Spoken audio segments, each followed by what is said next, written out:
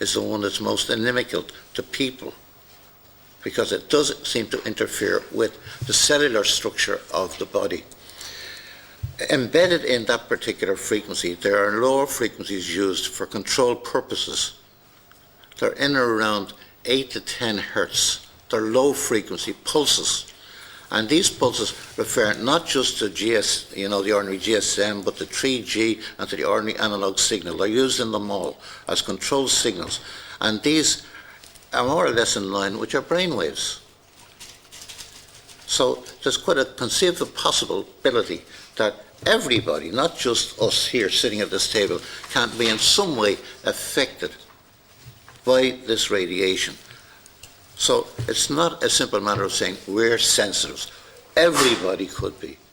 And I'll give you an analogy as to how I think radiation is being dismissed as something not very important. You have a transistor radio, not connected to anything. It's got batteries. Yet it will pick up signals and it can convert them to music or speech or whatever. But you examine that radio and you'll find every component in it is perfect.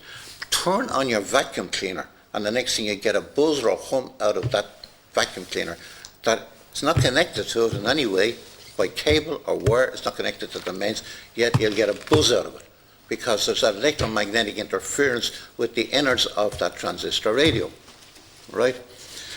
The transistor radio is perfect. Every part in it is perfect. And what happens with people is the same thing.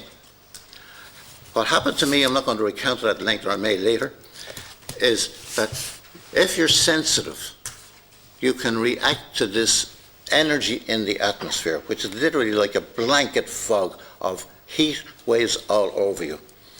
But if you go to a hospital, and this is the difficulty in proving the connection between it and illness, is because if you go to a hospital or you go to a doctor, they examine you and they're looking at you biologically and they say your heart is perfect, your liver is perfect, your lungs are perfect. This person has to be healthy. But in fact, they're being affected just the way a transistor radio is being affected by an outside source.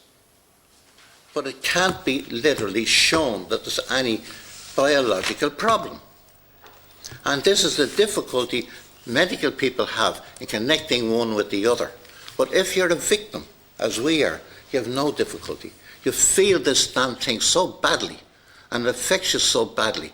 You say, what in the name of God is it bothering me and not bothering other people? But we're looking around also, and we're looking at what's happening. And as Conor said, there are people coming down with asthma, they're coming down with bronchitis, they're coming down with brain tumors, they're getting cancers, they're getting leukemias. And the medical profession cannot connect that to a mass down the road. But we're doing it because we can see it from the point of view of sufferers, that this is a likelihood. Lately, the medical profession are beginning to look into this, and the Irish Doctors' Environmental Association, of which we are also members, is certainly concerned about the fact that radiation of this nature can in fact interfere with biological operations in the body. And this is our line that we'd like to present to the committee here today, that they will look down this avenue, that there's an invisible cloak of energy surrounding us that's affecting us and affecting maybe everybody on the planet for all we know. But it's got to be examined, it's got to be looked at, and somebody with the knowledge to do it has got to get involved and interested in it. Now, it's not my presentation, I'm only answering John's question, and I've gone on a bit. So thank you very much for listening. Thank you. Okay. There's one question then about the animals. Someone queried about animals, effects on animals here. I think, could I talk to Colin, ask John here too?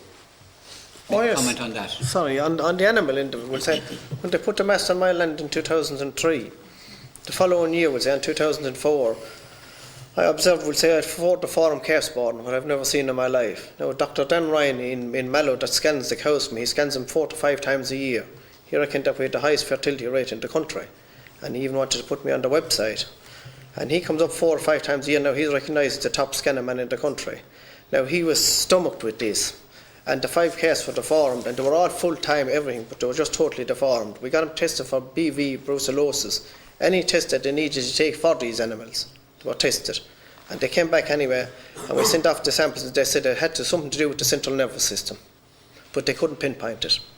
Now, the very same thing, that was in 2004. This year now, my neighbour down the road, when you see they changed the direction of the link dish on this mast, and they faced it towards Hollyford. And when they did, my neighbour down the road, which is 2,000 metres,